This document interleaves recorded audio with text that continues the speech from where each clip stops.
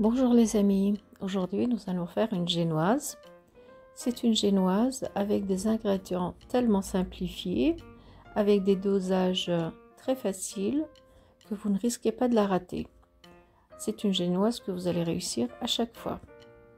Donc on va passer aux ingrédients. Il nous faudra 6 œufs d'une taille moyenne, il nous faudra de la levure chimique, du sucre vanille, 2 cuillères à soupe d'eau, 100 g de maïzena, 100 g de farine et 100 g de sucre en poudre.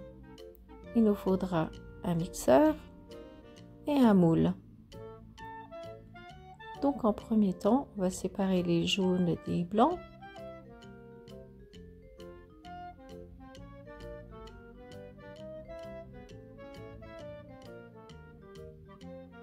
Ensuite, dans les blancs d'œufs, je vais rajouter mon sucre en poudre et je vais rajouter le sucre vanille aussi. Et je vais mixer le mélange pendant au moins, je précise bien, au moins 5 minutes. Il ne faut pas faire moins, sinon vous n'aurez pas ce volume. Voilà, vous êtes censé obtenir une texture meringuée comme ça.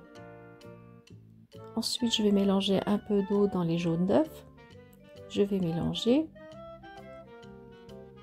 Et je vais rajouter ça au blanc d'œuf.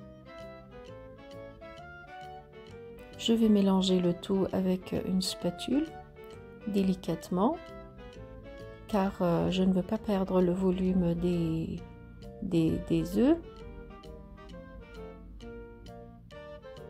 Voilà, on y va tout doucement.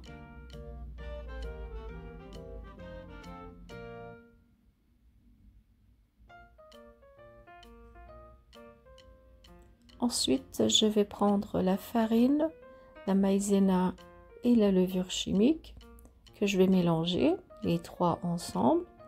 Et ensuite, je vais tamiser avant de le rajouter dans ma génoise. Voilà. Ensuite, pareil, je vais mélanger tout doucement à la spatule pour éviter de perdre le volume. Voilà, on y va tout doucement jusqu'à ce qu'on obtienne une texture homogène.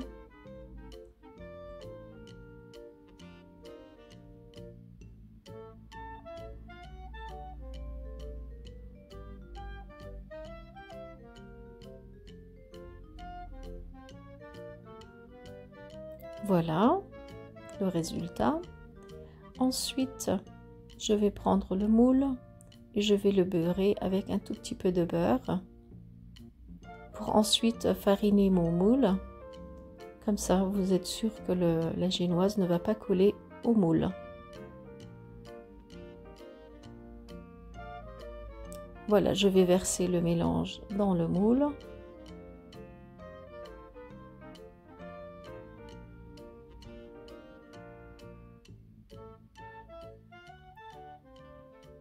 Je vais l'étaler uniformément.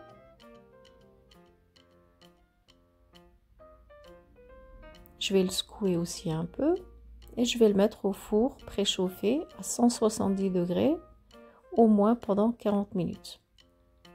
Comme vous voyez, il va vite doubler de volume.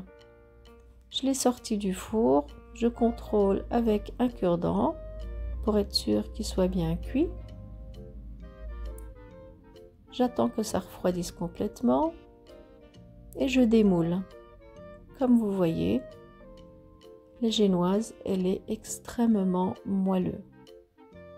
Elle a doublé de volume. Comme je vous dis, je suis partie de dosages quasiment identiques, avec des ingrédients très simples. Vous voyez le volume, il est très moelleux.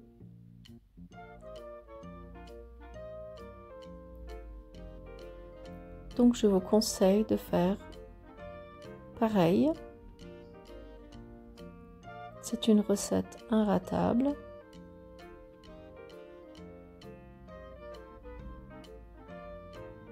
Moi, j'ai fait un gâteau aux fruits rouges avec ma génoise. Là, je vous montre que l'intérieur est bien cuit, qu'il n'a pas de soucis. Vous voyez, il est très moelleux. Et j'arrive à couper le gâteau en 3 sans problème.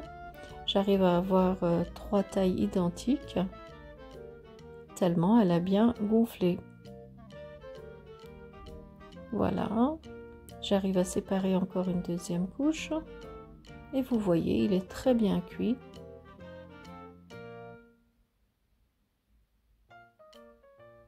Je vous dis à bientôt.